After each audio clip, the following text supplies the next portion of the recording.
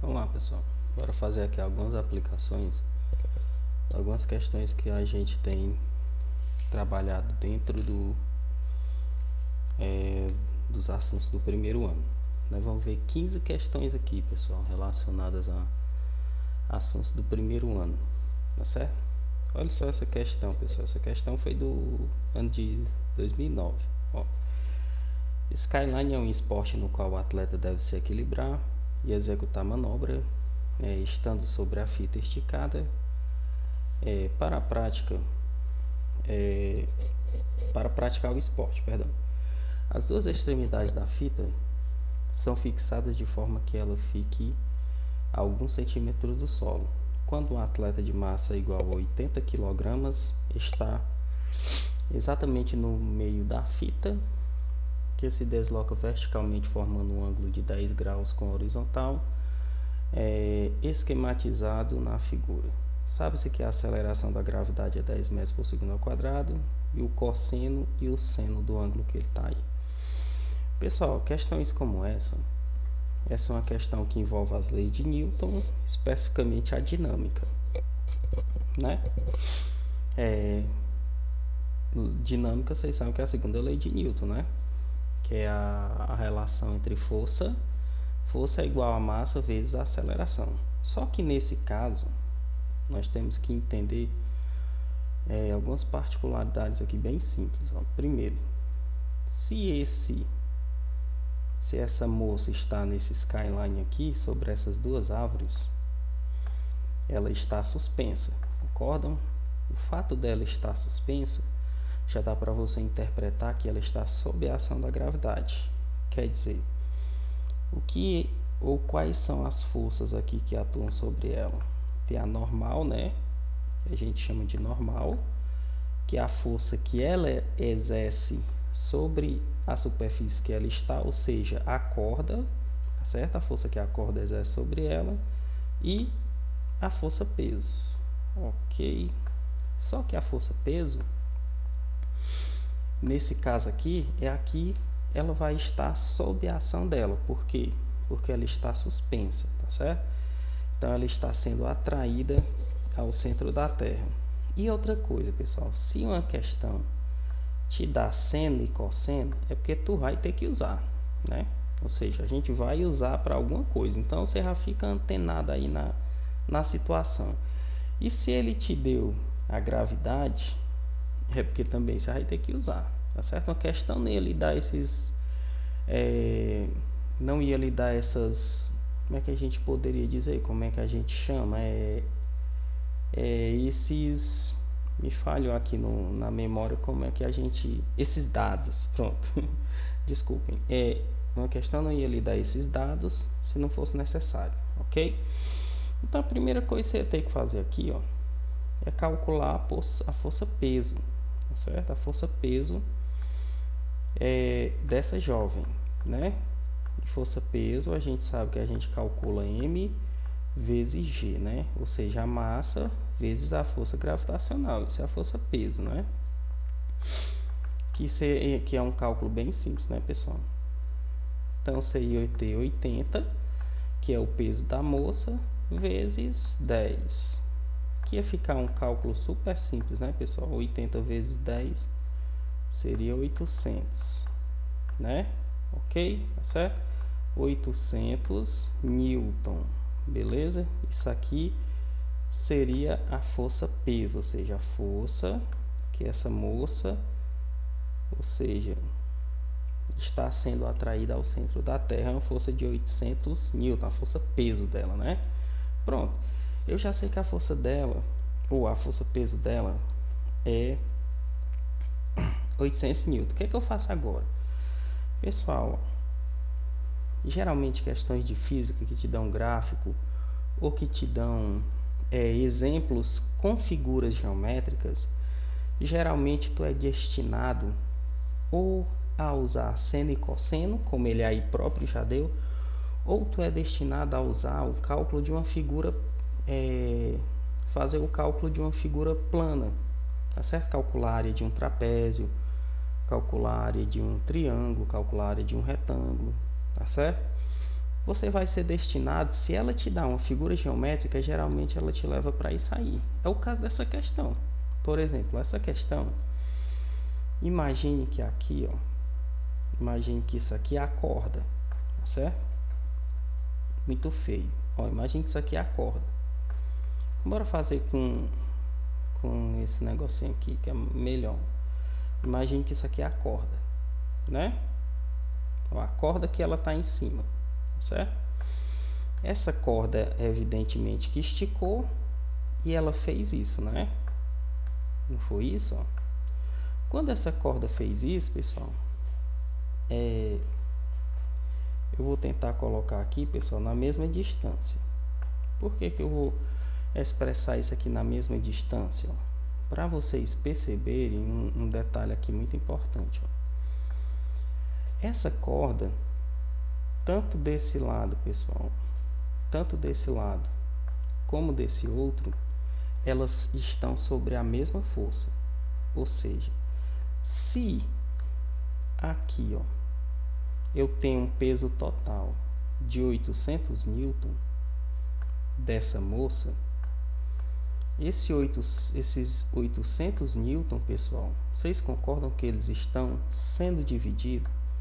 Ou seja, ó, 400 está aqui e 400 estaria sendo dividido para cá, tá certo? Sob a ação dessas duas forças, elas estão sendo divididas, ok?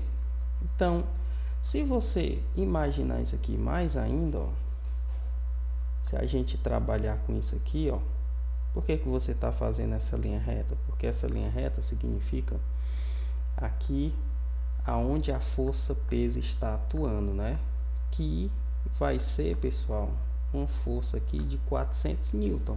Ou seja, é como se você tivesse um triângulo retângulo aonde a altura dele fosse 400, tá certo?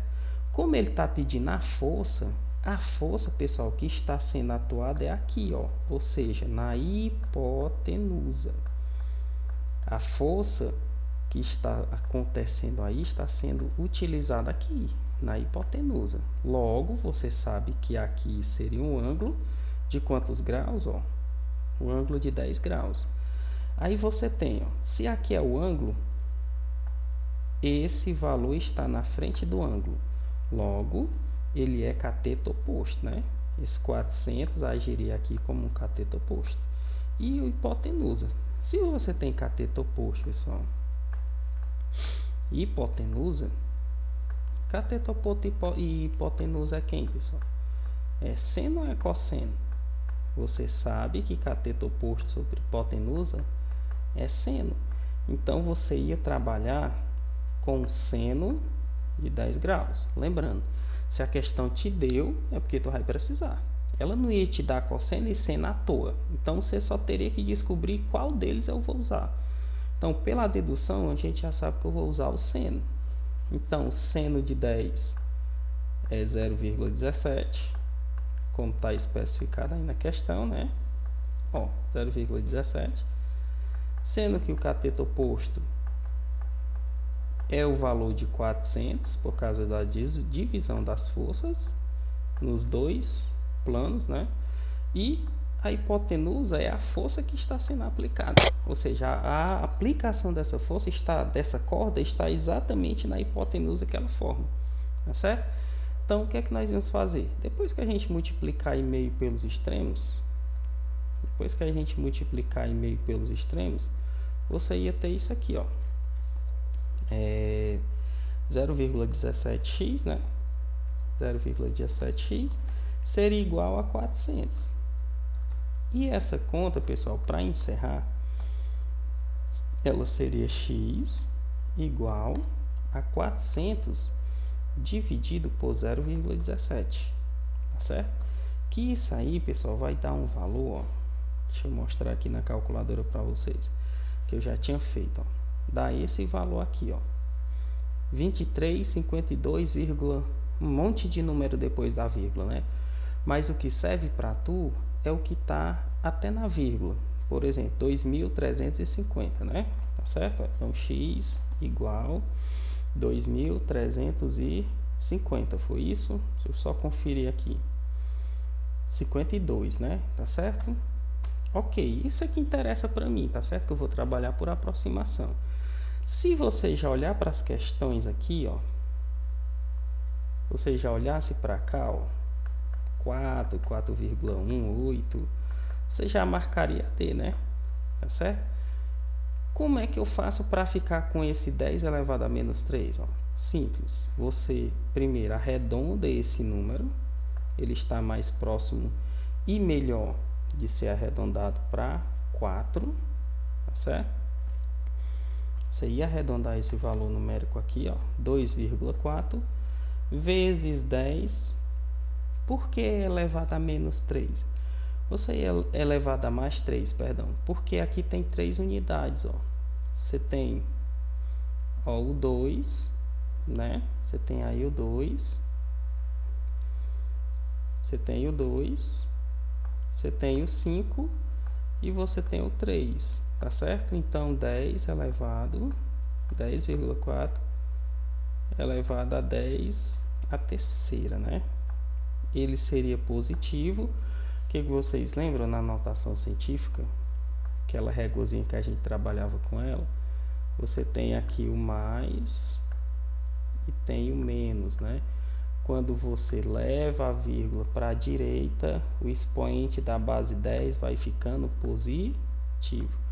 Quando você leva a vírgula para o lado esquerdo, o expoente vai ficando negativo, tá bom? Então, essa seria a resolução dessa questão, tá certo? Vamos lá para o outro exemplo. Ó, a gente vai perceber que algumas questões, elas são questões mais fáceis de ser resolvidas e é claro que outras vão ser as questões um pouco mais difíceis, né, de resolução. Veja essa outra aqui como já seria uma questão não tão complicada, ó. Também do Enem 2018, ó. Para que se faça a reciclagem das latas de alumínio, são necessárias algumas ações, dentre elas. Ele começa dizendo, ó, primeiro, recolher as latas e separá-las de outros materiais diferentes do alumínio por catação. Ó, qual é o processo aqui que está sendo usado? Catação, né? Certo? Recolher as latas e separá-las de outros materiais diferentes por um processo de catação. Segundo, colocar as latas em uma máquina que separa as mais leves das mais pesadas por meio de um intenso jato de ar.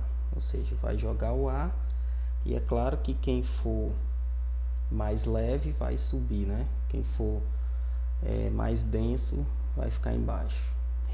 Terceiro, retirar por ação magnética os objetos restantes que contêm ferro, tá certo? Você tem aqui, pessoal, 3 tipos. Enem, pessoal, o que pega geralmente no Enem, o que diferencia muito o Enem até próprio de um vestibular, é a ideia da interdisciplinaridade, tá certo? O que é isso? Sempre as questões do Enem, elas envolvem não só a mesma disciplina, elas envolvem também conhecimento de outras disciplinas junto com uma questão. Por exemplo, isso aqui é uma questão de física, mas essa questão cai química, muita coisa de química numa questão como essa, tá certo? Então se torna um pouco complicado por causa dessa interdisciplinaridade que apresenta o que é aparente, né, nas questões do Enem. Então você tem aí, primeiro, o processo de catação. Segundo, você tem um processo de densidade mesmo, né? Processo onde um ar vai jogar essas latas para cima. E o terceiro é o processo de magnetização, né? Que vai, é claro, atrair os que são metais e o que não for metal vai ficar lá embaixo, né? Um ímã só vai atrair o que é metal, tá certo? Então, ó, letra A. Exigirem, o que é que tem? Qual é a pergunta? As ações indicadas possuem em comum. O que é que isso aqui tem em comum, pessoal? Ele diz, ó, exigir o fornecimento de calor. Pessoal, catação não exige fornecimento de calor, tá certo? Só para vocês terem ideia de que é catação, eu separei aqui, ó. Catação é um tipo de separação manual de misturas do tipo sólido-sólido. As substâncias são separadas manualmente e pode utilizar uma pinça, colher ou outro objeto auxiliador para a separação.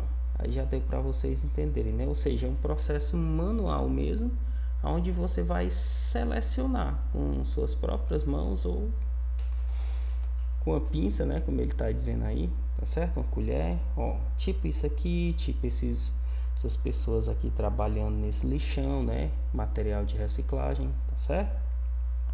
Então, você pode perceber aqui que a letra A não é, né? Fazerem uso de energia luminosa. Pessoal, aqui nenhuma questão ouvi falar nem de energia, né? Nem de luz. Então, essa estaria totalmente errada, né? Necessitarem da ação humana direta. Bom, processo de catação, sim, né? Esse outro processo aqui, pessoal, o segundo, já não seria tão necessário a ação do homem, porque quem pode fazer poderia ser uma máquina, né? Assim como também o processo de magnetização, concordam? Então, a ação do homem também não seria um termo comum aos três, né? Letra D. Serem relacionadas a uma corrente elétrica. O primeiro, pessoal, o processo de catação não é relacionado à corrente elétrica, né? Aí a letra E. Vamos ver o que a letra E diz. Ocorre sob a realização de trabalho de uma força. Aí fica mais completo, né, pessoal? Porque, ó, no primeiro seria a força do homem, né? No segundo seria a força dessa máquina, ou seja, agindo aí com esse A, né? Nesse processo de separação por A, né? E o terceiro também a força magnética do ímã, né? Então a letra E estaria mais adequada para a gente marcar aqui, certo? Então, como questão correta, a gente ia marcar a letra alternativa correta, né? A letra E, tá certo? Então, vendo, tem algumas questões no Enem, geralmente falam que sempre se adapta assim, pessoal, do 100% que você tem, do 100% que tu tem, geralmente eles separam isso assim, ó.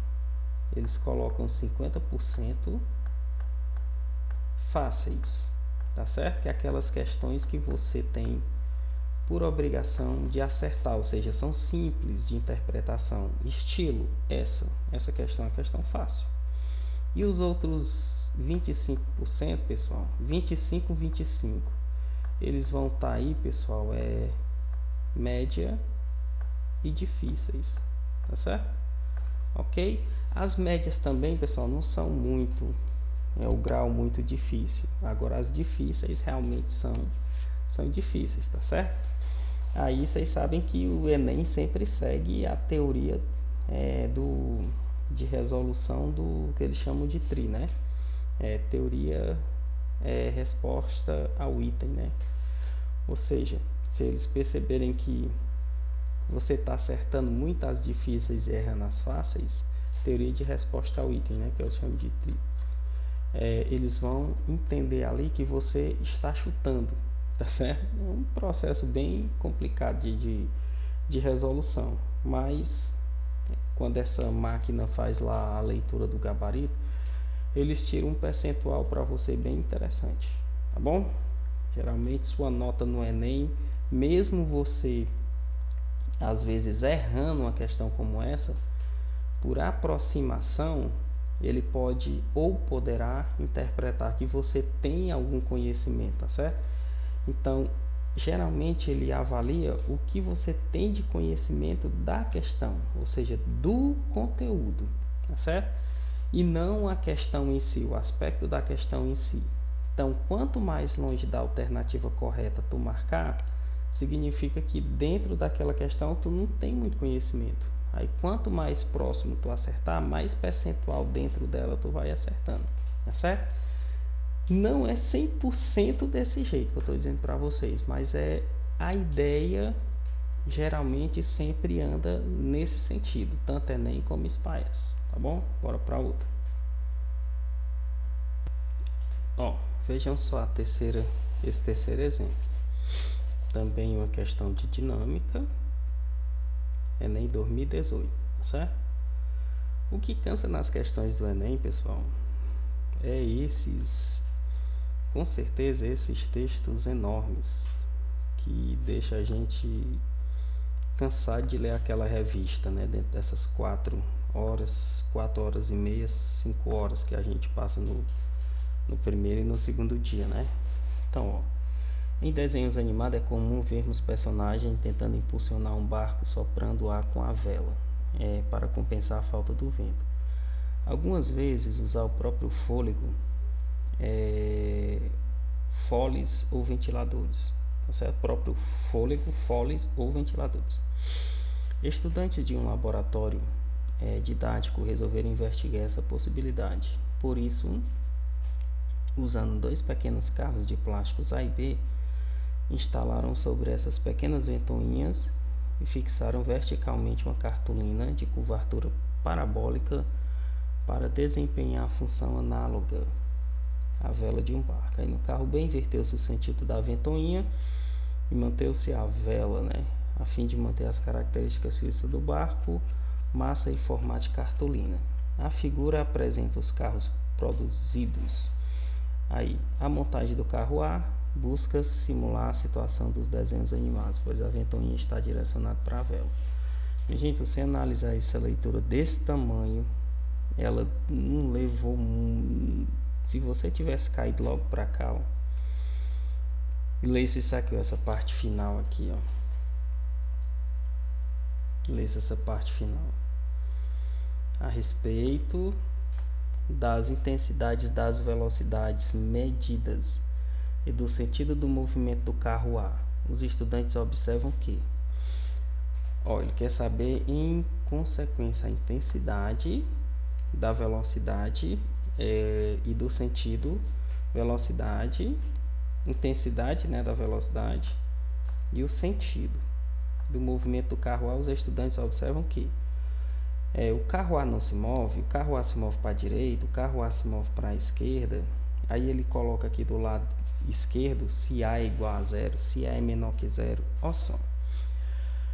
Essa questão aqui, pessoal, é uma típica questão que envolve a terceira lei de Newton.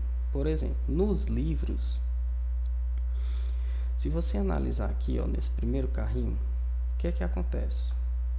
Ó, isso aqui está sob a ação, pessoal, da terceira lei de Newton, ação e reação. Ou seja, o ventilador pega essa massa de ar que tem aqui atrás dele e impulsiona essa massa de ar para a vela, correto? Aqui nesse momento, pessoal, a ação está produzindo uma reação, terceira lei de Newton, tá certo? Ou seja, essa ação, vocês lembram quando a gente estudou vetores? Que todo vetor ele tem módulo, ele tem direção, e ele tem sentido, e ele tem a intensidade. Ou seja, módulo é que ele vai ser positivo, né? Vai ser sempre uma força positiva, não existe força negativa, tá certo? Direção horizontal, vertical, sentido esquerda e direita, tá bom? E a intensidade, pessoal, é a força. Intensidade é a força que é aplicada aí, como é a lei de Newton, né, em Newton, tá certo? Então, dentro desse carrinho aí, a direção a gente sabe que é horizontal, né? O sentido, pessoal, dessa força está oposto. Por quê? Porque a mesma força que o ventilador, o vento está fazendo nessa pá, nessa hélice, a hélice também devolve com a mesma intensidade, tá certo? Ou seja, o vento do ventilador está aplicando uma força na hélice e a hélice devolve com a mesma intensidade. Então, segundo a terceira lei de Newton, essa força aqui, pessoal, era para ser nula. É o que tem nos nossos livros, né? Era para ser nula. Tá certo? É o que diz nos nossos livros. Já aqui, nesse aqui, ó, o ventilador está impulsionando, ou seja, o vento, né? Tá pegando o vento daqui e tá jogando ele para esse sentido, né? Ou seja, esse movimento que o ar aqui está fazendo está impulsionando esse carrinho para frente, ou seja, para nossa direita, né? Mas só que ele nem está perguntando nada do carro B, né? Nem perguntou nada do carro B. Então, nesse caso aí, essa força aí não seria nula, né? Tá certo? Então, levando em consideração que ele está perguntando aqui é o carrinho A, o correto, pessoal, que tem nos nossos livros era para ser isso aqui, ó. Tá certo? Ó, o A é igual a 0 e ele não se move. O carro A não era para se mover, tá certo? Mas até a galera do Descomplica, pessoal, fez um comentário sobre essa questão. Separei aqui para vocês verem. É possível fazer uma ressalva baseada em uma observação conhecida pelo professor, ele diz o nome do professor, né, que apresenta em suas palestras um experimento similar à referida questão, né? Ó, ele comprova experimentalmente a partir de alguns argumentos que o carro A se move para a direita, o que tornaria certo o gabarito B, certo? Só que em relação aos livros do Enem, referente ao que a gente tem no primeiro ano,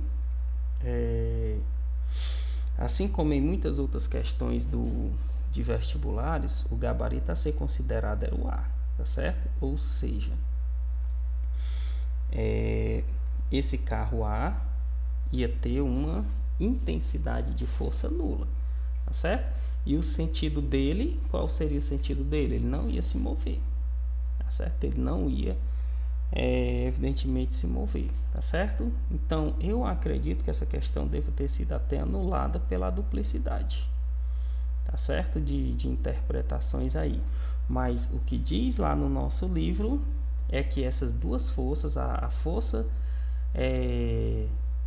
de par de ação e reação, na terceira lei de Newton, o que é que acontece com a força, um par de forças de ação e reação?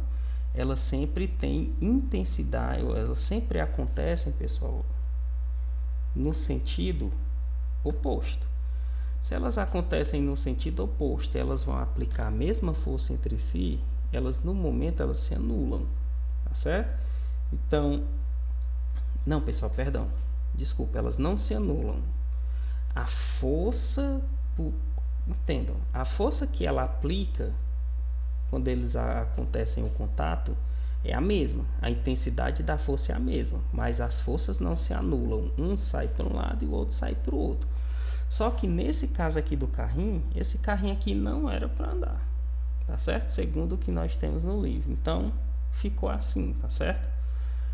Considerada a questão certa como a letra A, tá bom? Vamos lá para outra. Veja só, pessoal, essa outra situação. Questãozinha também de dinâmica, 2018. As pessoas utilizam objetos cujo princípio e funcionamento é o mesmo, ou seja, das alavancas aplicam uma força chamada de força potente em um dado ponto da barra para superar ou equilibrar uma segunda força chamada de resistente em outro ponto da barra. Por causa das diferentes distâncias entre os pontos de aplicação das forças potente e resistente, aí os seus efeitos também são diferentes. A figura mostra alguns exemplos desses objetos, ou seja, em qual dos objetos, e aqui embaixo, em qual dos objetos a força potente é maior que a força resistente. Pronto, então a força potente é maior que a resistente. Primeiro, Eu separei umas imagens aqui para vocês entenderem o que é uma força potente e uma força resistente. Por exemplo, ó, nesse exemplo aqui, ó, força potente, estão vendo aqui, ó, força potente, ou seja, a força que o homem está aplicando aqui nessa estilo gangorra, né? Tá certo? Opa, tá abrindo um negócio aqui que não é para abrir. Isso aí é a força potente, né? E a força resistente é a força dessa pedra aqui, o tronco que ele está tentando levantar, né? Então, força potente, força resistente, né? Tá certo? A distância que a força potente está sendo aplicada em relação à força resistente. Já nesse outro exemplo aqui, ó, você tem a força resistente, né? Que seria a tampa da garrafa, e a força potente. Estão distanciadas, né? Você observa, pessoal, que esses pequenos objetos, eles conseguem fazer com que você diminua a aplicação da força que você faz para você desenvolver certo trabalho, não é? Não é verdade? Ou seja, ó, aqui nesse carrinho de mão, ó, você sabe, acho que quase todo mundo aqui já pegou no carrinho de mão, né? O que é que o carrinho de mão faz? Se você colocar um saco de cimento em cima da sua cabeça, você vai perceber o tanto que aquele bicho vai ficar pesado, né? Mas se tu coloca um saco de cimento num carrinho de mão, aí você vai perceber que ele vai ter uma ideia de mais leveza, né? Ou seja, você vai aplicar uma força bem menor, tá certo? Então, aqui, ó, no carrinho a força resistente e a força potente. É claro que ela vai diminuir muito, né? Então, ó, a ideia da distância, né? Força resistente, ó, e força potente. Vocês estão percebendo aí a distância, né? Que elas estão entre uma e outra. E aqui a questão, pessoal, ela leva em consideração isso, ó, em qual dos objetos a força potente é maior que a força de resistência, a força resistente. Se você analisar aqui, você tem um alicate, né? A força que você vai aplicar aqui, ó, força potente, né? E aqui seria a resistente, né? Ou seja, essa força aqui, pessoal, vai ser muito intensa, né? Vai ser muito intensa quando você aplicar. Aqui também, ó, no carrinho de mão, a gente acabou de ver, né? Potente, e aqui a resistente, né? Vamos colocar esse negócio aqui de... Ou seja, elas estão um pouco distante, ó, a distância entre elas. Aqui também esse abridor de garrafa a gente viu no desenho, a potente, e aqui no final a resistente. Ou seja, elas estão um pouco distantes uma da outra, né, da aplicação. E aqui a força resistente, né, e aqui a potente, né? Isso que tem lá no desenho. Vamos só relembrar que eu me esqueci, olha só. O quebra-nozes, né? A força potente, a força resistente lá no objeto. Isso, tá bem certinho. Só que quando você olha a pinça, pessoal, a pinça você não faz força potente aqui, ó. A força potente é aqui, ó. Entenderam? E a resistente é aqui, né? Ou seja, devido à proximidade, pessoal, devido à proximidade, a força potente nesse objeto vai ter uma maior intensidade que a força resistente, entenderam? Então o nosso gabarito aqui seria o gabarito certo, a pinça, ok? Por aproximação das duas forças, fazendo com que a força potente tenha maior intensidade do que a força resistente, ok? Tá bom? Vamos lá para outro. Ó, próximo exemplo. Vocês podem perceber, pessoal, que essas questões que são aplicadas no Enem, geralmente elas apostam muito em teoria, né? Não sei se vocês lembram da aula que a gente deu agora essa semana, que a gente falou que a gente estava apostando muito na teoria, né? Porque realmente vai cair muita coisa sobre teoria, pessoal. Os cálculos em física, eles tendem a ser o mais básico possível, mas eles aparecem. Aí já na UES, aí o negócio é mais pesado. Aí a UES geralmente é 80% de cálculo. tá certo? O que torna a prova de física da UES mais difícil do que a do Enem. Depende, né? Porque assim, tem gente que é muito bom em cálculo e já é péssimo em teoria. E tem gente que é ótima em teoria, interpretar a teoria, e já é péssimo em cálculo. Então, isso vai muito da habilidade pessoal de cada um, né? Tá certo? Então, nessa questão aqui da ação e reação. Durante uma faxina, a mãe pediu que o filho ajudasse deslocando o móvel para mudá-lo de lugar para escapar da tarefa.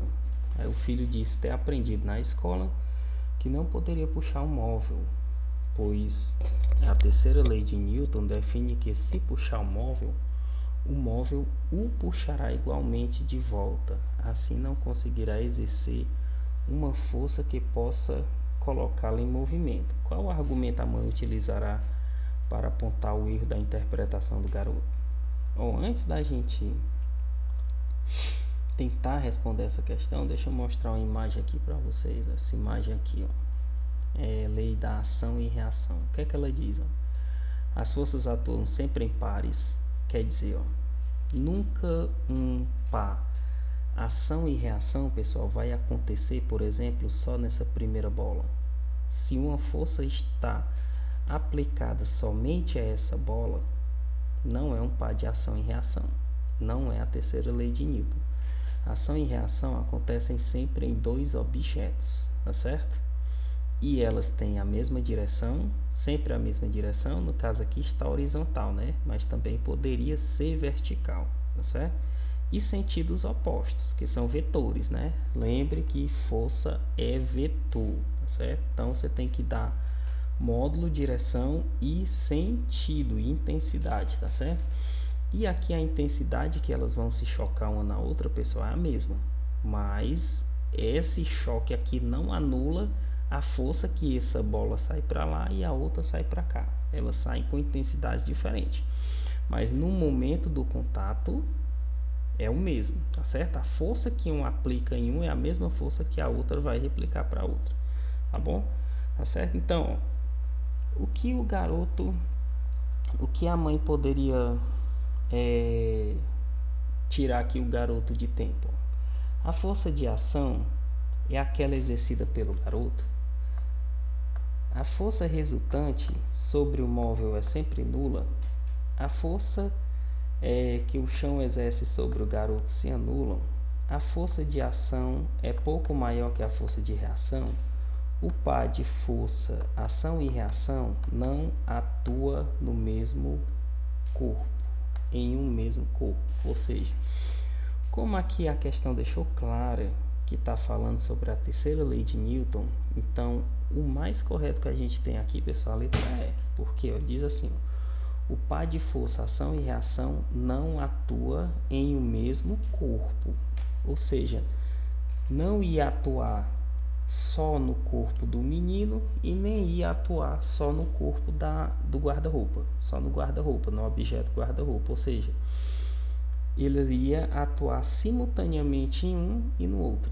Entenderam? Não acontece par de ação e reação em um corpo só. Então, o mais correto aqui seria a letra E, tá certo? As outras aí, se você perceber aí na explicação que eu dei, elas se anulam dentro do que a gente viu até mesmo daquele próprio desenho, tá certo? Vamos para outra. Próxima, pessoal.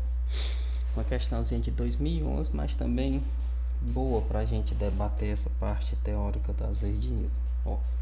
Segundo Aristóteles, uma vez deslocados do seu local natural, os elementos tendem espontaneamente a retornar a ele, realizando movimentos chamados de naturais. Segundo, já em um momento denominado forçado, um corpo só permaneceria em movimento enquanto houvesse uma causa para que ele ocorresse. Cessada essa causa, o referido elemento entraria em repouso ou adquiria um movimento natural, certo? Posteriormente, Newton confrontou a ideia de Aristóteles sobre o movimento forçado através da lei de Newton. Qual seria a lei de Newton? Vejam só, pessoal. Separei aqui umas imagens para vocês para a gente lembrar. O que é que diz a primeira lei de Newton? A primeira lei de Newton, ela fala da inércia, né? Tá certo? Ela fala da inércia. Como assim? Ela fala que um corpo, se ele estiver em repouso, a tendência é que ele se mantenha em repouso, a não ser que uma força contrária atue sobre esse corpo. E esse corpo, se ele estiver em repouso, por exemplo, no caso desse ônibus, se ele se movimenta aqui para frente, a tendência do corpo é ir para trás. Por quê? Porque ele estava naquela posição. E se caso esse ônibus parar, o sentido desses passageiros é o contrário, não é? Vai ser o contrário. E se esse ônibus estiver em movimento, esses dois passageiros vão ficar parados, ou seja, por quê? Porque eles estão em inércia, ou seja, quem está se movimentando é o ônibus em relação ao referencial que você adotar, entendeu? O referencial ou do motorista do ônibus ou de uma pessoa que está fora do ônibus. A gente já comentou sobre referenciais. Então, dentro dessa situação, o que é que diz a inércia? Como a moça aqui pergunta, né? O que é inércia? Inércia, pessoal, é a ideia do movimento. Você pode estar em repouso, tá certo? Ou você pode estar em movimento. E esse movimento, pessoal, ele só pode ser se ele adquirir uma velocidade constante, tá certo? Ou seja, quando você está em movimento constante, velocidade sem sofrer alteração, você está em inércia, tá certo? É o estado de inércia. Tanto pode ser movimento como pode ser repouso, desde que a velocidade seja constante, tá certo? Não sei se vocês lembram, mas Aristóteles, que não era tido como um experimentalista, Newton e Galileu Galilei já foram mais experimentalistas, não usavam apenas da parte filosófica para querer provar as leis da natureza, mas eles usavam também o experimento científico para provar o que eles deduziam filosoficamente. Essa foi um dos diferenciais de Newton e Galileu Galilei em relação a alguns outros, né? Alguns outros, como é que eu poderia dizer? Alguns outros grandes nomes da época mais antiga, né? Tá certo? Galileu Galilei também, pessoal. Aristóteles também, pessoal. Não sei se vocês lembram. Foi aquele que dizia, só para a gente recordar, viu? Que se você soltar um objeto dessa altura aqui desse prédio e esses objetos tiverem massas diferentes, né? Ou seja, tamanhos diferentes, o que é que ia acontecer com esses objetos?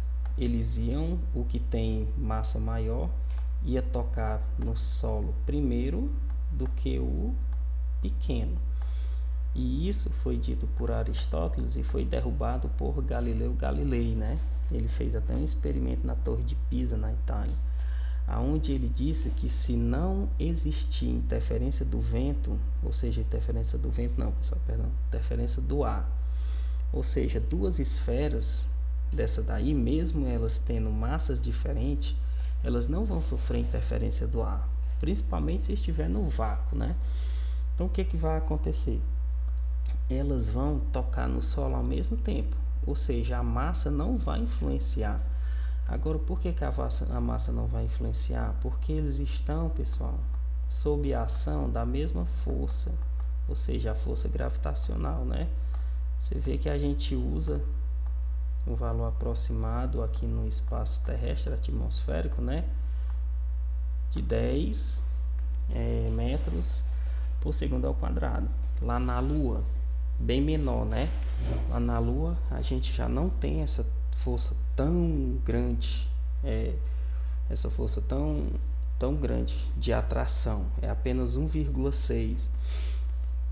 E quando você entra, pessoal, você adentra o que eles chamam de que você consegue quebrar essa barreira atmosférica e você entra em órbita, essa ação dessa força já é praticamente que nula, entendeu?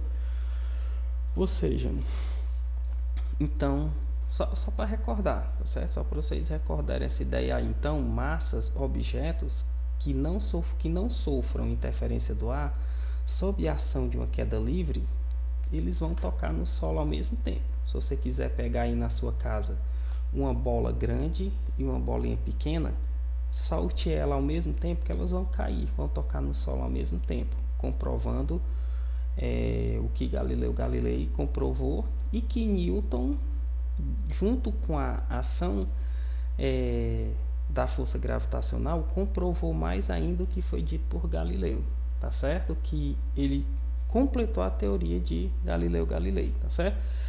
Aristóteles falou que não, que quem tem mais massa ia influenciar em uma situação de queda livre, e a gente viu isso aí dentro com Galileu Galilei, que não seria bem isso, né? Eles iriam cair, ou seja, iriam tocar o solo ao mesmo tempo, tá certo?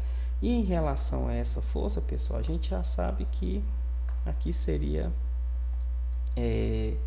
posteriormente, aqui na pergunta, posteriormente Newton confrontou a ideia de Aristóteles sobre esse movimento, juntando quem? A inércia, né? Porque a inércia um objeto, pessoal, ele não retorna espontaneamente ao seu local, tá certo? Se ele estiver em repouso ali, ele vai permanecer. O que é que faz ele sair de repouso? A ação de uma força, que a princípio seria uma ação e reação, só no início e no final. Todo movimento, pessoal, no início e no final, geralmente ele sofre ação e reação, até que ele atinge a sua velocidade constante. Aí ele entra na ideia da inércia. Então, se nenhuma força contrária for lá e atuar sobre ele novamente, ele vai permanecer com sua velocidade inalterada, tá certo? Velocidade constante, tá certo?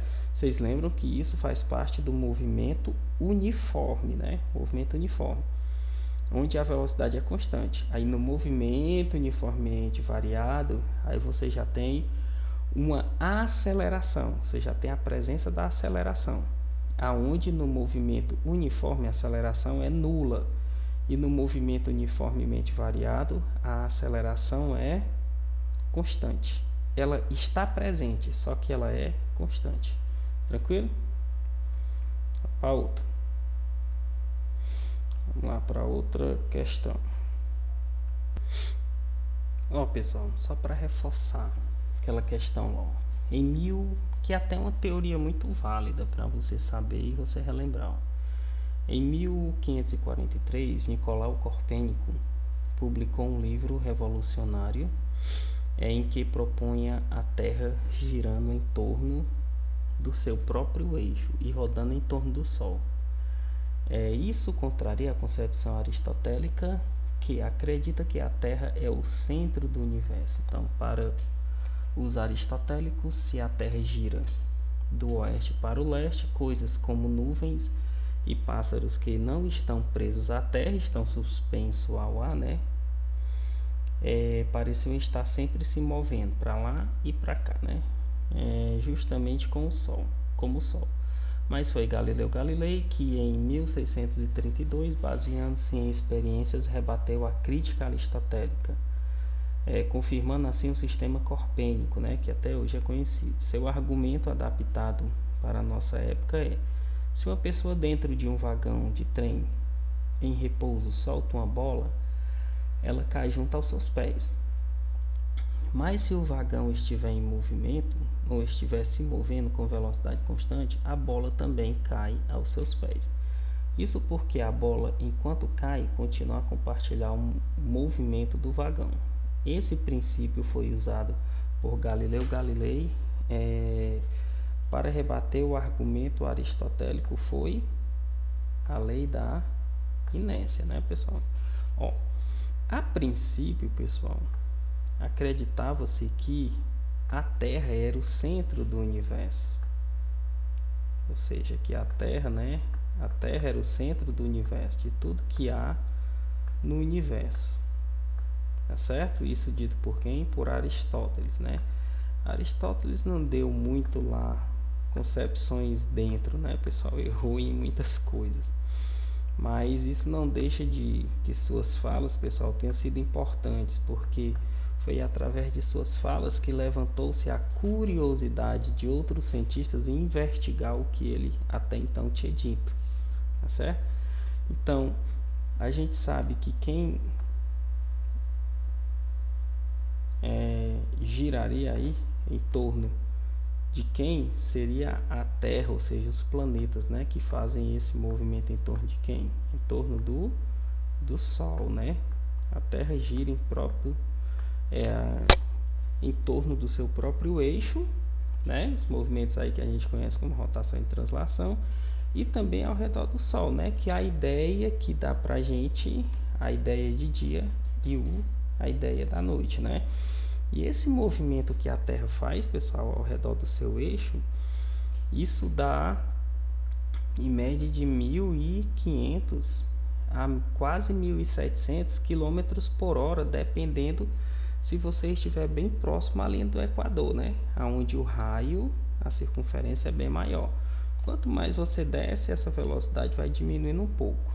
E sair próximo à linha do Equador dá uma velocidade aí de 450, não sei, mais ou menos isso, de metros por segundo, ou seja, a cada 1 segundo é como se a Terra estivesse se movimentando quase 500 metros, 500, 600, por aí assim, tá certo? Então, é essa movimentação. Até você diz, mas por que que eu não não caio? Então, se a Terra tá girando tão rapidamente, por que que eu não caio? Você não cai pelo mesmo sentido que quando você está dentro de um avião ou de um carro, de um ônibus em pé. Quando o ônibus entra em uma velocidade constante, você pode se soltar e se desprender ali de qualquer lugar que você esteja preso, que você vai ficar em movimento, que você vai ficar em repouso, quer dizer, entendeu?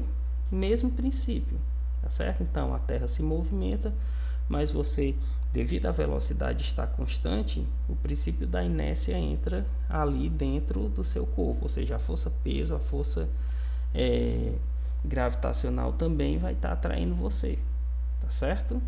A mesma força que o corpo, a Terra exerce sobre você, o seu corpo também exerce sobre a Terra naquele momento, né? A força ação e reação, e é o mesmo princípio que eu já falei de um movimento de um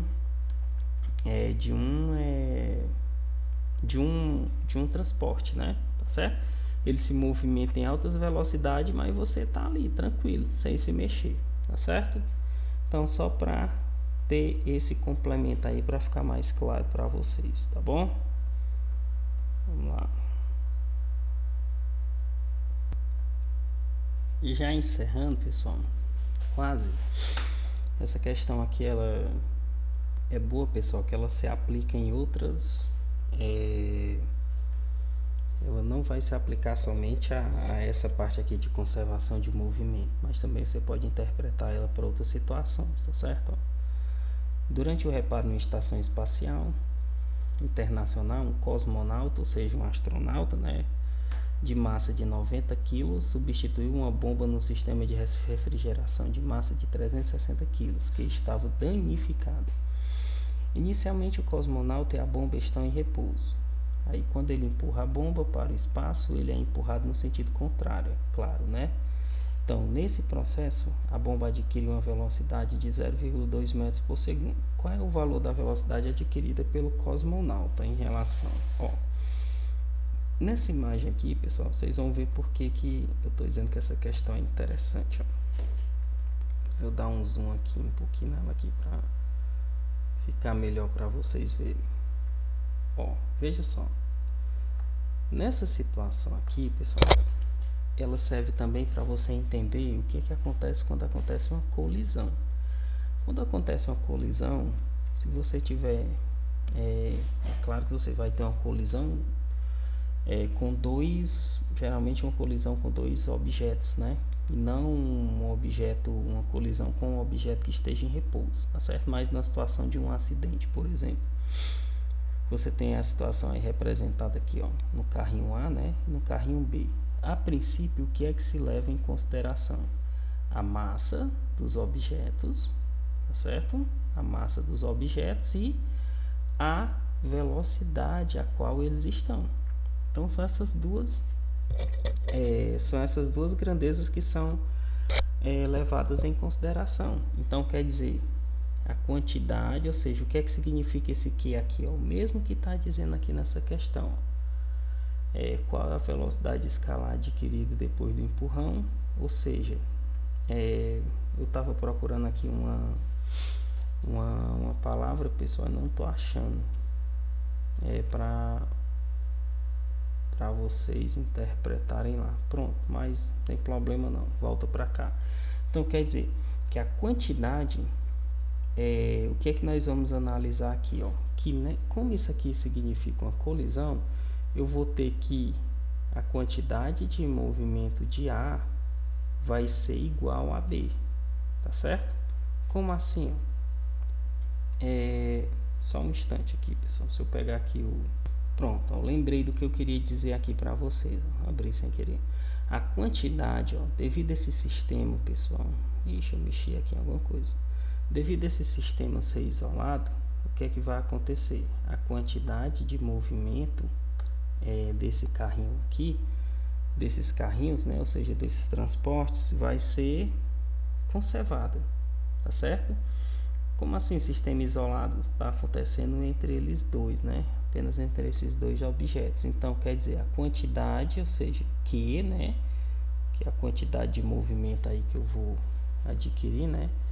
Quantidade de movimento do cosmonauta vai ser igual à quantidade de movimento da bomba, que simula essa mesma situação aqui, ó, onde nós vamos utilizar isso aqui, ó, tá certo? Nós vamos utilizar essa expressão aqui, ó. O que é que eu tenho envolvido? Você tem envolvido, ó, quantidade de movimento aí do cosmonauta. Você tem a massa mais, né? Mesmo jeito da expressão aí, ó. Massa mais não, pessoal, perdão. Massa vezes, né? Porque é uma relação velocidade do cosmonauta. São as duas grandezas e únicas que aparecem, né? Então, esse impacto, pessoal, vai gerar uma igualdade aqui no equilíbrio, né? Ou seja, a massa da bomba vezes a massa não, velocidade, né? A velocidade da bomba, certo? Então, devido a ser as únicas duas grandezas que nós temos, pessoal, então que a gente vai usar isso aqui, tá certo? Então, a quantidade de movimento de C vai ser igual à quantidade de movimento de B, ou seja, cosmonauta versus bomba. Ou se fosse dois carros ou qualquer coisa colidindo, isso é constante cair também, viu, pessoal? Isso aqui sempre cai. E dá a ideia também de colisões. Você sempre responde desse jeito. Por isso que eu peguei essa questão para vocês. Então, a massa do cosmonauta é 90 vezes a velocidade dele que eu não sei. Então, vai ser x, né? Igual, que é a massa da bomba?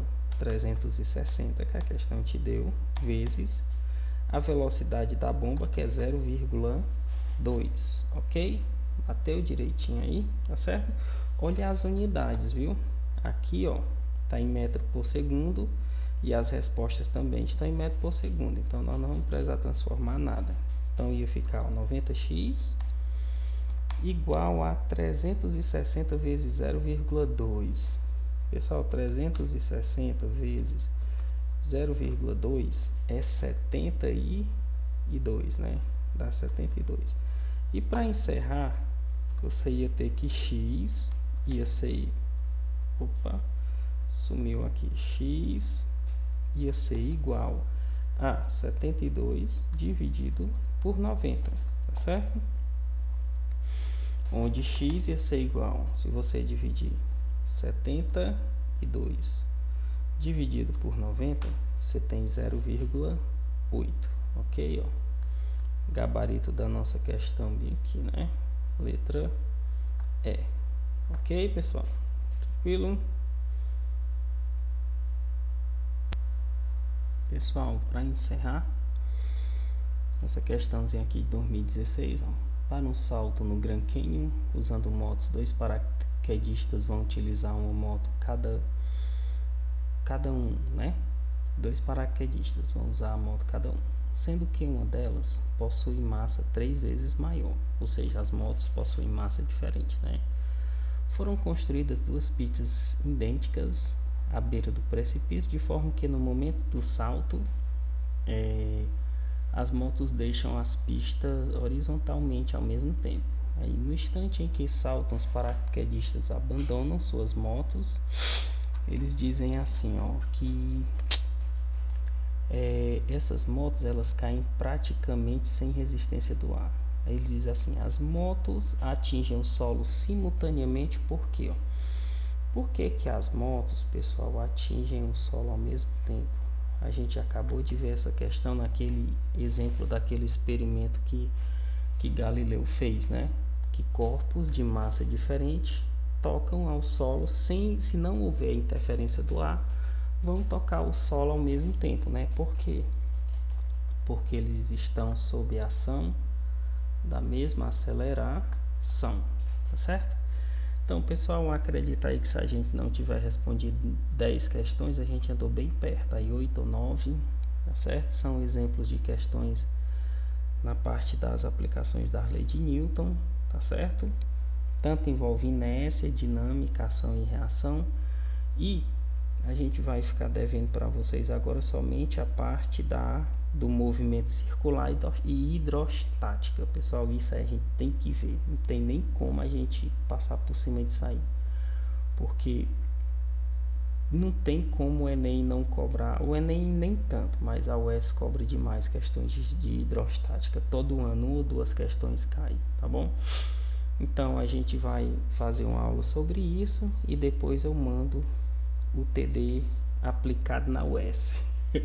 Vocês vão ver como a diferença é gritante, tá certo? Pois valeu, pessoal. Até mais.